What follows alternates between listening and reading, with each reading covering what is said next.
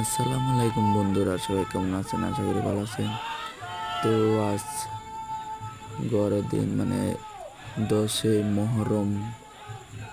এই দিনটায় হযরত মুহাম্মদ সাল্লাল্লাহু আলাইহি সাল্লাম এর নাতি হাসান হোসেনের একটি কাল দিন ছিল।